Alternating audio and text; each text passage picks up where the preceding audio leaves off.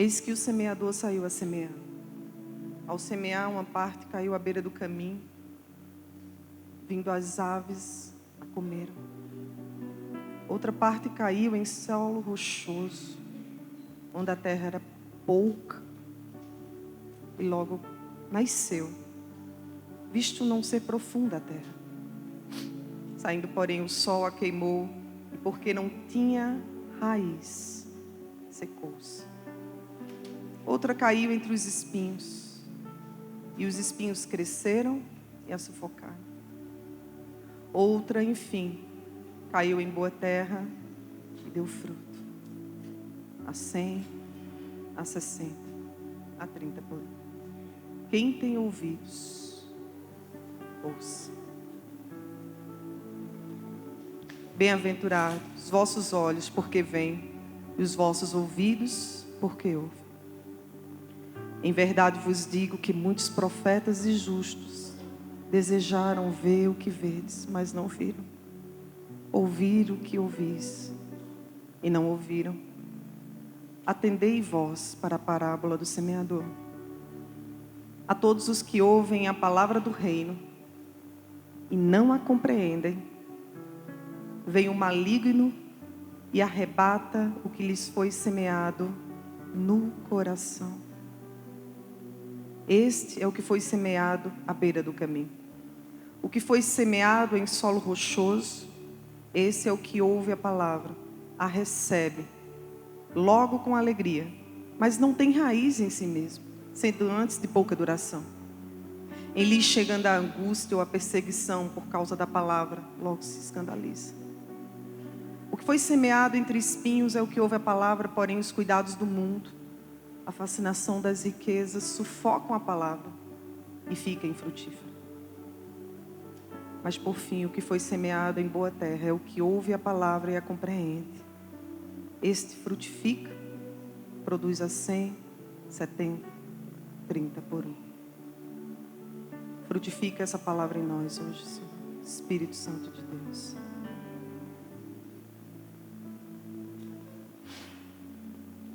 A palavra é a semente. A semente é a palavra de Deus. Que é semeada onde?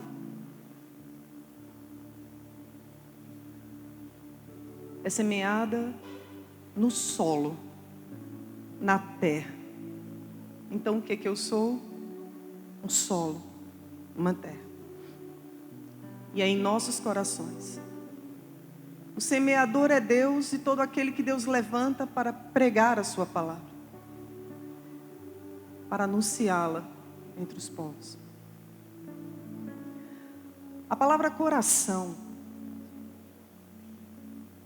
está largamente difundida na Bíblia. Vocês sabiam disso? E não é fácil compreender o que Deus quer dizer exatamente com coração, porque não existe um termo em português que nos faça compreender plenamente o que no original foi escrito. Os estudiosos dizem que o mais próximo, para que a gente possa entender o que é o nosso coração, é mente. A nossa mente, a nossa consciência, a nossa mentalidade, os nossos desejos, as nossas emoções. Estão todas estas coisas, mais ou menos, nesse mesmo pacote que a gente chama de coração.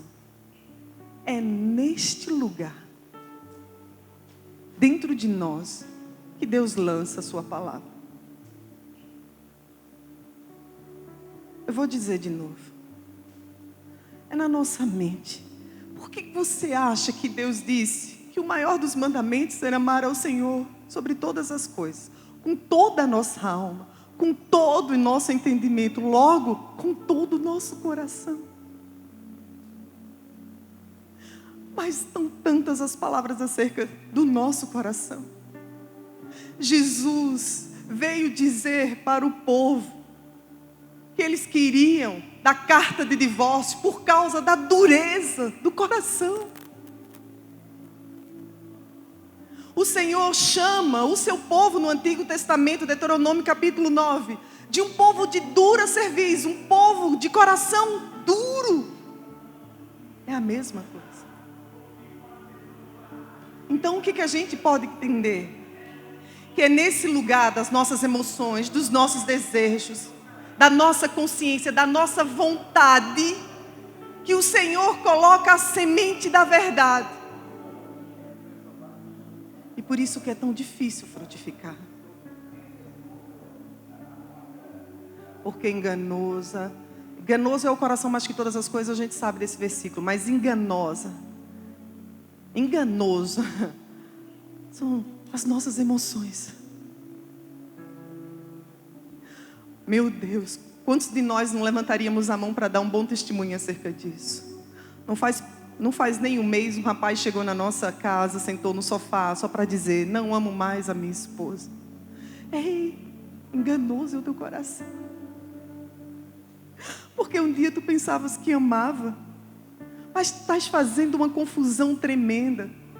Deus nunca mandou um homem amar uma mulher meramente com amor, eros. Isso foram os gregos quem criaram. Eles pegaram a palavra amor e para que pudéssemos compreender as nossas emoções nos nossos relacionamentos, eles deram quatro palavras para agora separar, esmiuçar, para que a gente pudesse entender nossas emoções com os outros. Então, quando o homem deseja uma mulher, isso é amor eros. Quando o relacionamento, e ele entendeu que havia uma espécie de sentimento, de emoção muito forte com o pai e com o filho, e ele chamou de amor estorge, não, filéu isso é o estorge.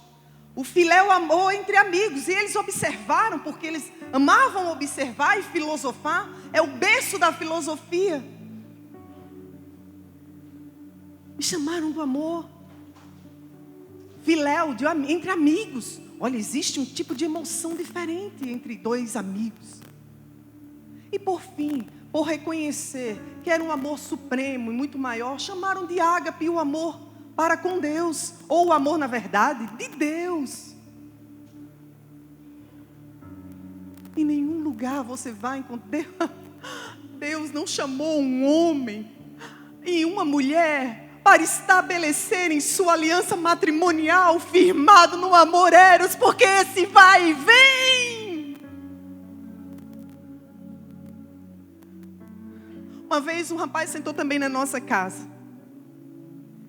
Já uma moça começou a contar as tentações, são muitas, as meninas são tão lindas, mas a minha esposa é a mais linda. Fizer nisso que está firmada a tua fidelidade, está escrito, querido, ela vai envelhecer.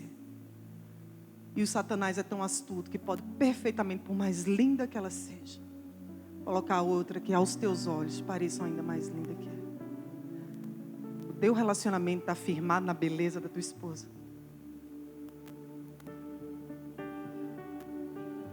Como? Eu pergunto para nós. Como um casamento pode subsistir uma vida inteira enquanto estivermos nessa terra? Se não for firmado num amor que Deus derrama em nosso coração através do Espírito Santo, como? É impossível. É por isso que o mundo não nos entende. E é por isso que eles levantam a bandeira e dizem: nós precisamos sermos felizes.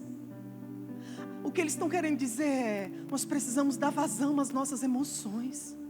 Nós precisamos dar vazão aos nossos desejos. Só que chamam isso de amor. Não é!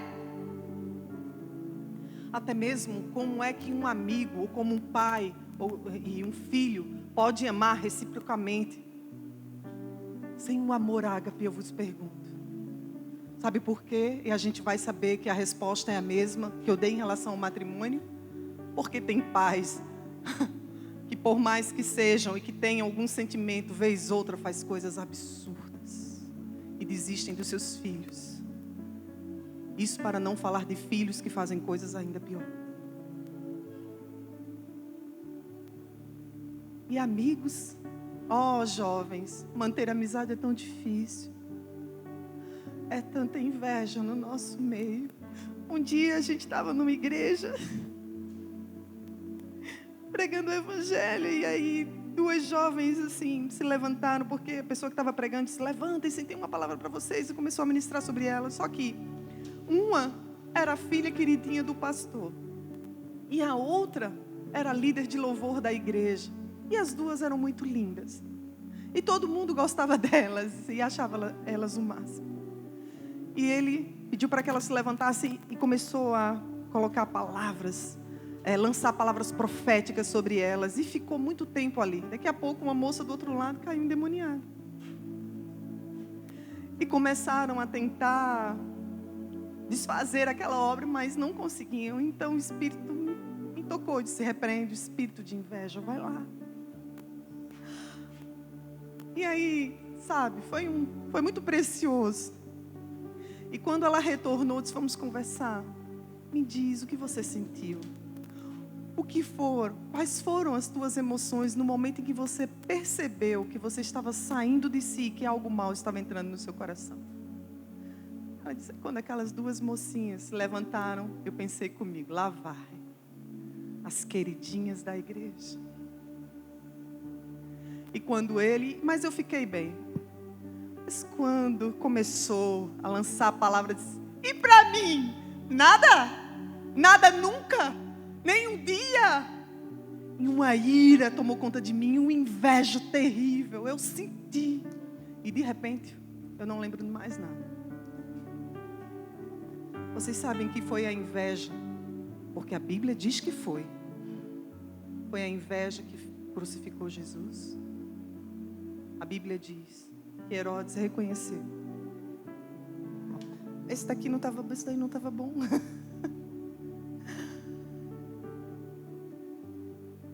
Ele reconheceu que foi por causa da inveja que os fariseus entregaram Cristo para que fosse crucificado.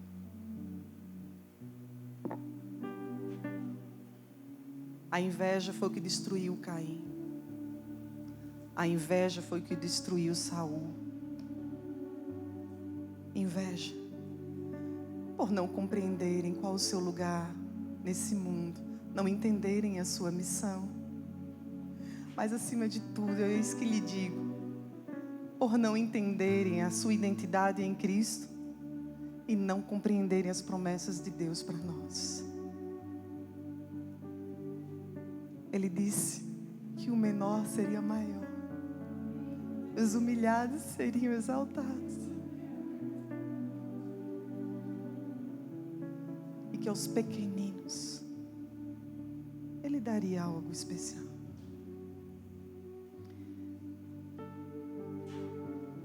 Então não é fácil para os jovens que estão cheios de emoções. Mas eu lhes convoco a desenvolver, conhecer, reconhecer o amor que já foi derramado em seu coração. Romanos 5,5. O amor de Deus, o amor ágape, para você estabelecer um relacionamento de amor com as pessoas da tua vida. Seja seu esposo, seja seu pai, sua mãe, seu irmão, seu amigo. Que não seja meramente nos moldes gregorianos da Grécia, dos gregos. Que seja um amor que vem de Deus e que faz jorrar de nós, exalar de nós. Mas essa parábola que eu li para vocês do semeador, eu li em Mateus 13, mas está em Marcos, está também em Lucas, Marcos 4, Lucas 8. Tem algumas outras palavras que acrescenta, que soma. É uma passagem linda, não é? Toda a minha vida eu pensei que, não vou dizer toda a minha vida, mas logo quando eu comecei a ler essa passagem, é linda demais, é preciosa demais. Eu olhava, sabe, pastora Aline, eu dizia assim: eu já saí desse estágio aqui, porque eu não sou mais uma que anda à beira do caminho. Olha, vamos voltar. São 4 tipos de solo. O solo a gente viu que é o nosso coração. Nós somos essa terra e nosso coração. 4 tipos de coração, né? Um coração à beira do caminho, digamos assim, que ele é um coração duro, porque à beira do caminho ali praticamente não existe terra. Existe um barrinho, vamos dizer assim, uma poeirinha, mas é terra firme. O caminho é feito justamente para que cargas possam passar, então tem que ser bastante duro. Esse é um coração duro, que Cristo falou e que o Senhor falou no Antigo Testamento, de dura cerviz, difícil aprender, que se desvia de Deus. Eu já saí, Não, já fui, eu reconheço. Mas já saí desse lugar. Aí ele vem falar de um segundo tipo de coração, de terra, que ela é pouca, ela tem pouca profundidade, mas já tem um pouco mais do que aquele que está fora do caminho. Ela já está no caminho e agora ela é de pouca profundidade, porque ainda existem rochas no meio dessa terra. Vou chamar de um coração superficial, que não tem raiz. Por isso, rapidamente nasce, mas rapidamente também se perde. E aí eu dizia também, já passei por isso aí. Não. Eu tenho raízes. E minhas raízes estão firmadas em Cristo Jesus, estão firmadas na sua palavra. E então ele continua e ele fala de uma semente que é lançada num terceiro tipo de solo, ou um terceiro tipo de coração. Qual é então? A que é lançada entre os espinhos. E ele explica na parábola que os espinhos é a fascinação pelas riquezas, o cuidado com as coisas desse mundo. Já saí daí também. Ei, Senhor, que eu sou uma terra fértil, estou a frutificar. Muito humilde, eu reconheço que não cheguei a 100 por 1 não, Senhor. Mas eu já estou por aqui. Talvez não tenha nem chegado a 30, mas já comecei, Senhor, sabe? E eu percebi duas coisas em relação a essa parábola. Primeiro, que ela fala de um processo. Todo mundo um dia era coração duro. Era cego de entendimento, como Cristo fala um pouquinho antes. Tinha olhos, mas não viam. Tinham ouvidos, mas não escutavam. Por isso que ele alerta: quem tem ouvidos, ouça o que o Espírito Santo diz às igrejas. Então, é um processo. Depois nós vamos ter um pouco mais de terra, mas ainda há muita dureza de coração. E essa dureza de coração é o que promove a superficialidade na vida do cristão. O que faz com que a gente viva uma vida muito superficial, uma vida distante do que a palavra diz para que possamos viver. A gente até prega muito bem, mas vive pouco que prega. É um processo. Todos nós também passamos por aí. E no próximo a gente vai ver o coração espinhoso. Um coração que eu vou chamar que nem um coração de Marta. Um coração envolvido com muitas coisas. Um coração ocupado para Deus, envolvido com as coisas do mundo. E por fim, a gente se torna uma terra fértil. É um processo. Porém, eu também percebi. É um processo de maturidade e de santificação. Eu creio assim. Mas também percebi que também fala de áreas de nossa vida. Foi aí que eu fui confrontada. Porque eu percebi que havia áreas em minha vida, sim, que eu já estava dando frutos. Mas também vi claramente que outras não. Vou deixar um exemplo para vocês não ficarem aí imaginando todos os meus defeitos. Eu sou uma pessoa que pensava que eu me sacrificava facilmente pelos outros. E para uma vida de sacrifícios, Cristo me chamou. Eis-me aqui, Senhor. Isso é para trabalhar a madrugada inteira. Em qualquer lugar que me leve, eu vou trabalhar sem dormir, sem reclamar. Não tem tempo ruim. Receber na minha casa, ficar dias e dias na cozinha, não tem problema. E mais as outras coisas que eu pensava de mim mesma, sabe? Eu consigo me sacrificar pelos outros, mas um dia o Espírito ministrou meu coração e disse: não é bem assim como você pensa. Porque na verdade nada disso é sacrifício para você. Isso já faz parte da tua personalidade, do teu caráter. Isso você faz fácil. Sacrifício é outra coisa. Tá certo que nisso que você reconhece, que você faz com facilidade, é sacrifício para outros. Mas não é para você. Para você é fácil. Agora, coloca uma pessoa perturbando a tua rotina dentro da tua casa, para tu ver como tu vais ficar. porque eu recebo por um pouco de tempo. Já estou me despedindo. Bye, bye. Você é muito impaciente com as falhas dos outros. E por vezes até muito insensível. Eu estou te chamando para sacrificar. Mas isso para dizer para vocês que na verdade tem áreas da nossa vida em que a palavra de Deus não pode dar frutos. Tem 3 estados da nossa alma, do nosso coração, em que não dá frutos para Deus.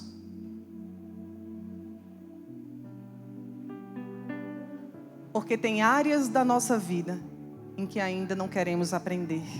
Ainda queremos viver da mesma forma como vivíamos antes. Vocês entendem o que eu estou querendo dizer? Áreas da nossa vida em que o nosso coração ainda é duro para a palavra de Deus. A gente ainda nem entrou no caminho no que diz respeito a algumas coisas.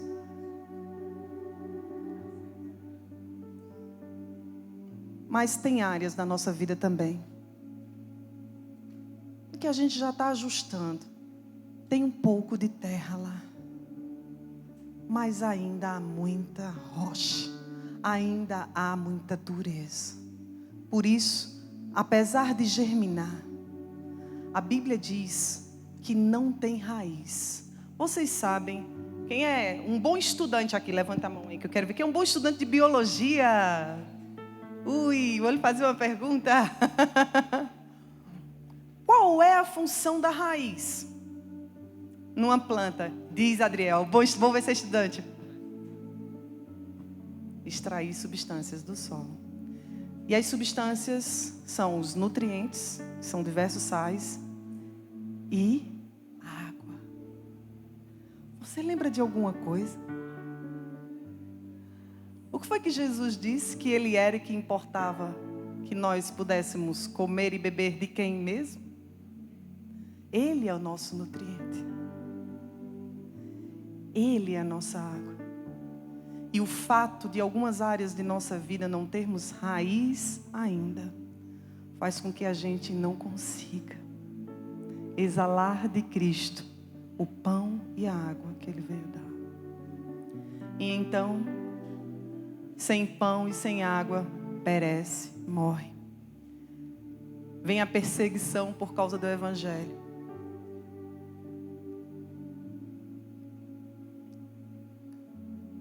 Acabamos por não frutificar ainda em determinadas áreas. E tem áreas de nossa vida que ainda que a terra seja boa, é coberta de espinhos.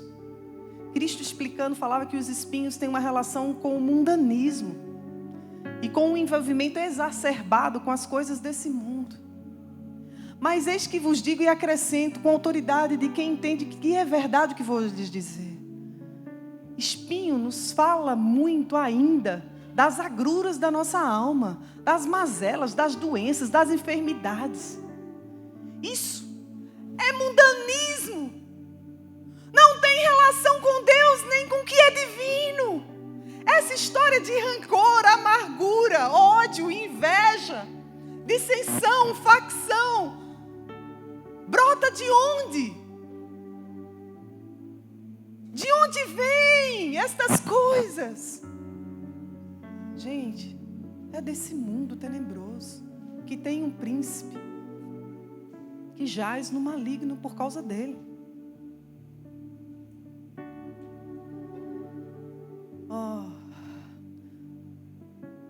Você lembra o que Cristo diz no Evangelho de João acerca do inimigo, capítulo 10? O inimigo vem para o que mesmo? Matar, roubar e destruir. Veja, nessa parábola, diz que a palavra ela é roubada. Ela é abocanhada, ela é retirada num terreno quando está à beira do caminho. Não é assim? Vem o inimigo, arrebata e a toma. A semente nem chega a germinar. A semente é levada totalmente. Isso para mim é um roubo do diabo. Esses 3 solos têm uma ação direta das trevas. Roubar, matar. A gente não poderia ver isso num segundo solo, onde a gente vai ver um solo rochoso e com pouca terra e com superficialidade, por isso não tem raiz e não consegue extrair os nutrientes que vêm de Deus para nós? Não poderíamos ver o inimigo veio para roubar? Não poderíamos ver matar? À medida em que começa a florescer a planta, então ele mata. Com o calor, com as angústias e perseguições deste mundo. E por fim, os espinhos nos destroem. Matar, roubar e destruir, será que a gente não pode associar? Será que não? Porque eu vou lhe dizer, esses maus sentimentos e mazelas que Satanás consegue gerar em nós através das experiências da vida, destroem a nossa alma e o nosso coração, fiquem frutíferos. Então eu acredito, queridos, que existem áreas de nossa vida que precisam de uma iluminação do Espírito Santo, da luz do Senhor, e de um posicionamento nosso, da nossa vontade, porque também é nesse contexto que Cristo vai dizer, que vai falar por parábolas, para que alguns, por causa da dureza do coração, com os olhos vejam, mas não vejam, com os ouvidos escutem, mas não escutem. Então eu entendo que nós precisamos nos posicionar para pedir a Deus, para pedir ao Senhor, para pedir ao Espírito Santo, para que sejamos terra fértil, mas para que Ele revele a nós, porque nós desejamos e queremos ser uma terra que frutifica a 100 por 1. Queremos deixar todo espinheiro, todo solo rochoso, toda dureza de coração para trás. Amém? Existe esse lugar. Sabe?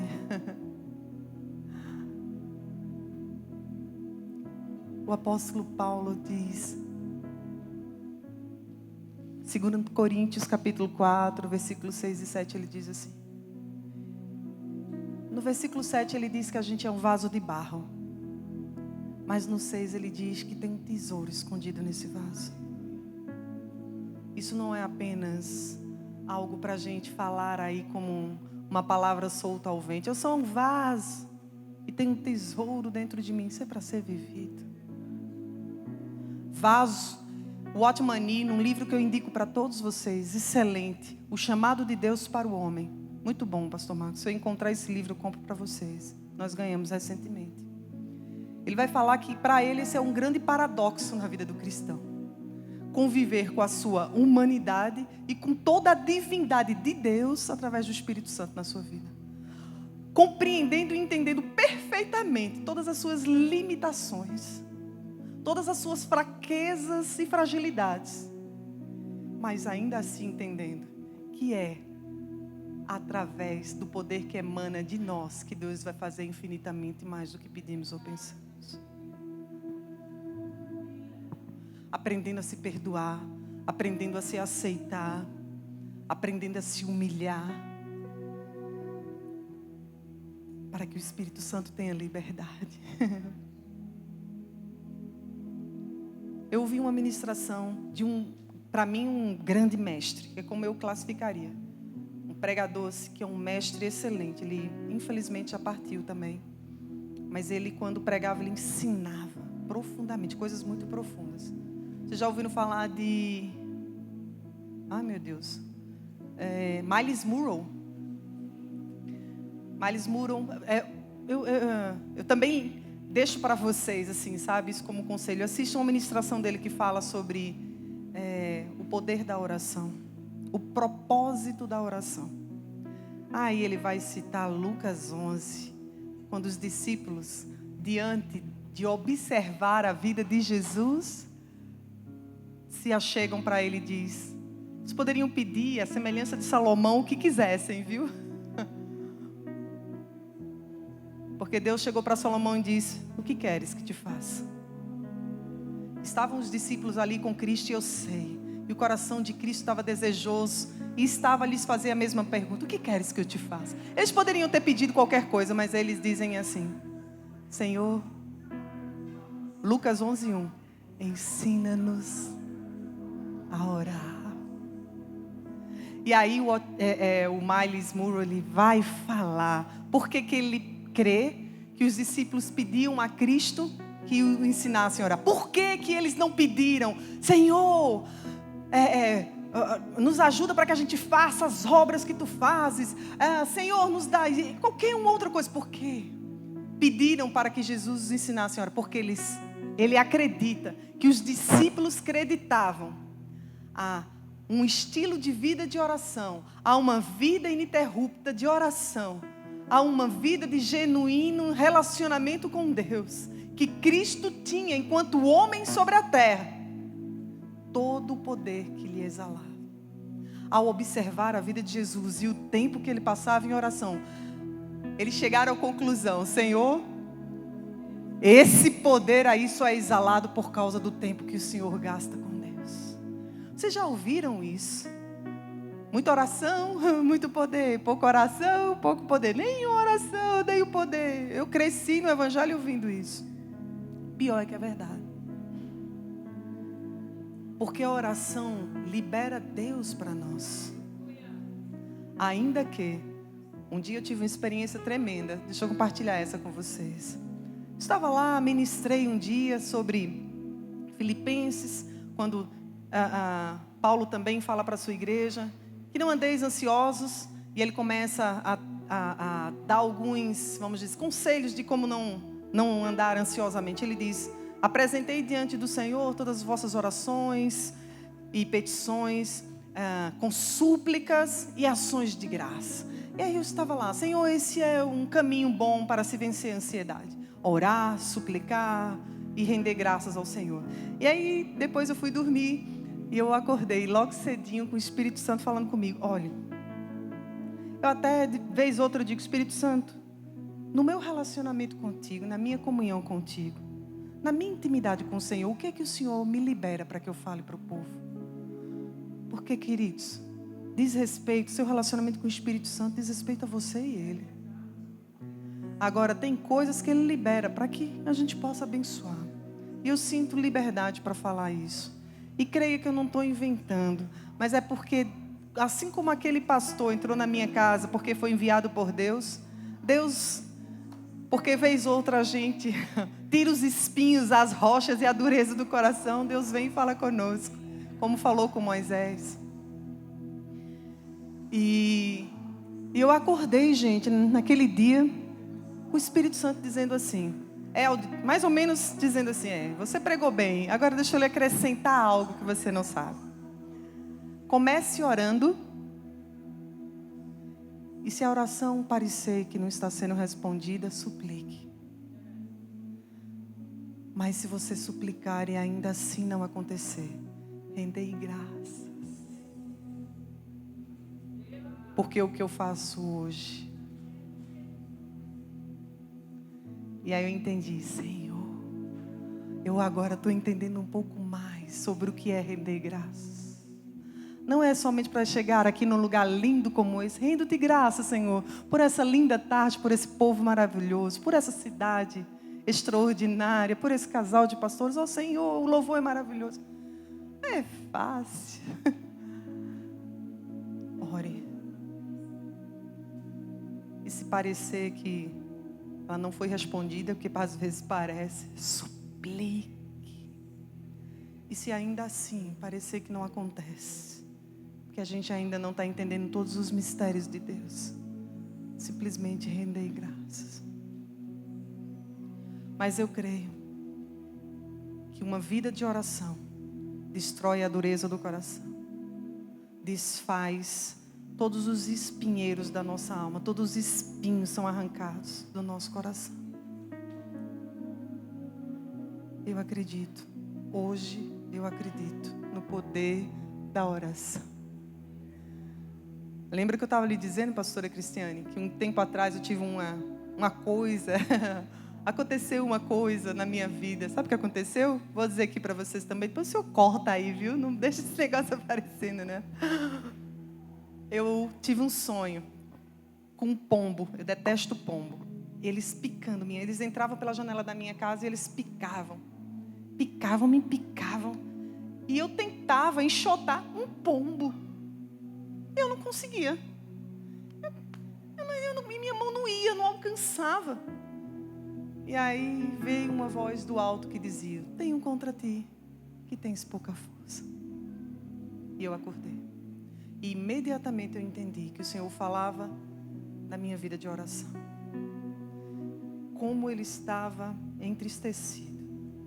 E aquilo lá me marcou, queridos. Nem um pastor, nem mesmo meu marido. Mas quando essa experiência aconteceu, eu disse: eia! Não mais!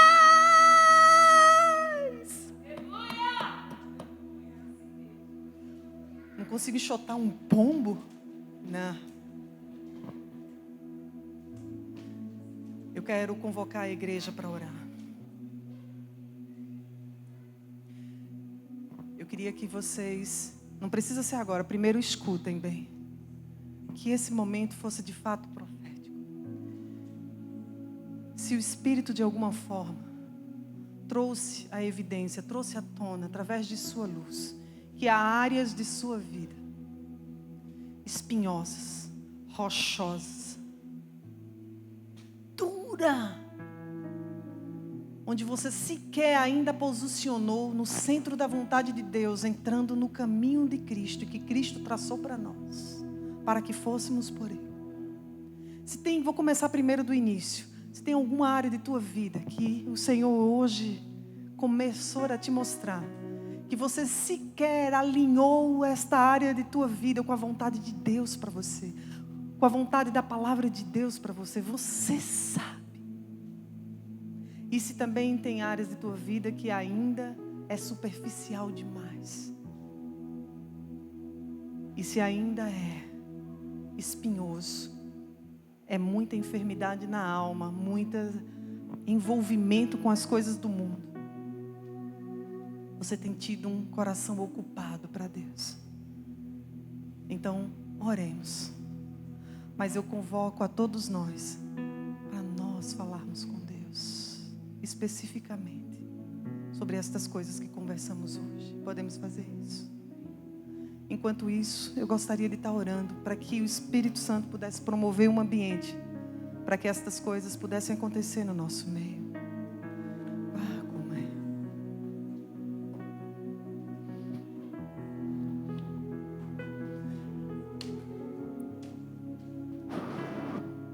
Espírito Santo, eu vou voltar a dizer: Tu és tudo o que temos.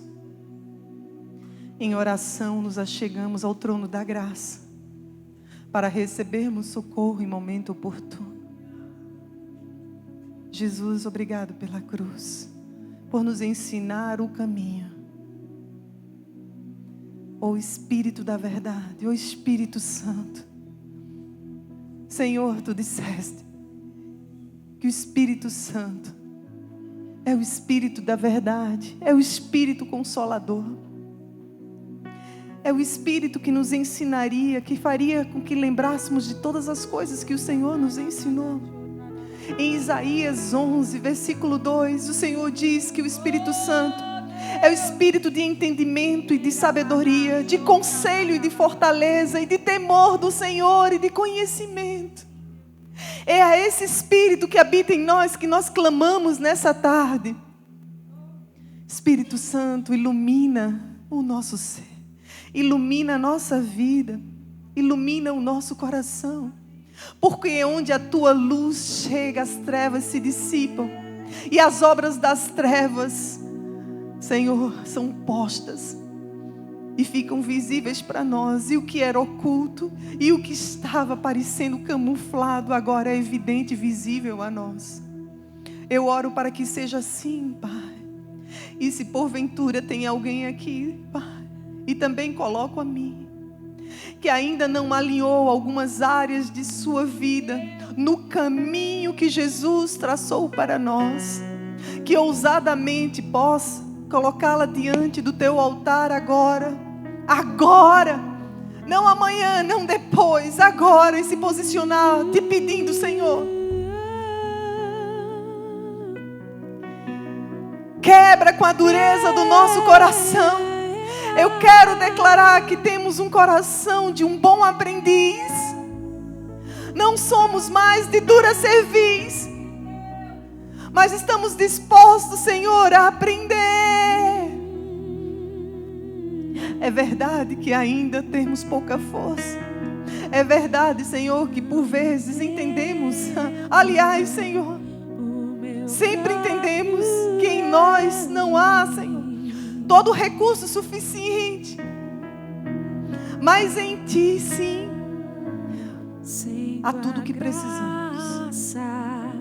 O que seria? Queremos colocar, Pai,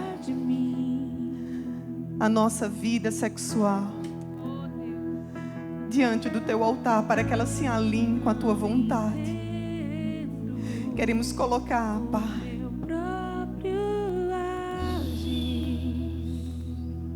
o nosso relacionamento de submissão com as autoridades que o Senhor elegeu sobre nós, os nossos pastores, os nossos guias espirituais, os nossos pais, os nossos professores, o nosso marido. Ei, Senhor, se tem algum espírito de insubmissão aqui, que hoje ele seja desmascarado, meu Pai, porque o Senhor nos chamou para a sujeição, para a submissão. Ajuda, Pai, as mulheres a serem submissas à autoridade que está sobre seu marido. Isso é bom e agradável ao Senhor. Alinha também o coração dos nossos maridos, Senhor, para que possam exalar o amor que Cristo exalou pela igreja a nós, cuidando e nos protegendo, dispostos a doar a sua vida em favor de nós. Por isso também coloco a vida dos filhos, que possam honrar aos pais, para que seus dias se prolonguem sobre a terra. E também oro, Senhor, pelo coração dos pais, para que não irritem os vossos filhos, como Tua palavra também nos exorta. Ó Senhor, coloco, Pai, a nossa vida familiar, comum do lar, diante do Teu altar. Alinha, que nós possamos entrar no Teu caminho, Senhor, e ajustar o que ainda precisa ser ajustado. Senhor Jesus. E na nossa superficialidade, em áreas de nossa vida em que não há raiz, eu oro para que ela nasça hoje. Que nasça, que floresça, Senhor, raiz. Raiz. Raiz. Venha, nasça, para extrair de Deus o pão e a água que Ele tem para nos dar e nos conceder. Que eu quero fazer, não faço, e o mal que eu não quero, este sim, acabo cometendo. E em meu ser militam carne e espírito, em uma guerra infindável, a qual eu não me rendo, pois meu corpo já foi vendido como escravo, e não existe bem nenhum em mim, apenas o pecado, mas contigo em Ti. Mas eu sei que no tocante ao meu interior tenho prazer na Sua lei. Tu és o meu amado, então liberta-me de mim. Eu quero ser a Sua casa. Se você estiver aqui, eu sei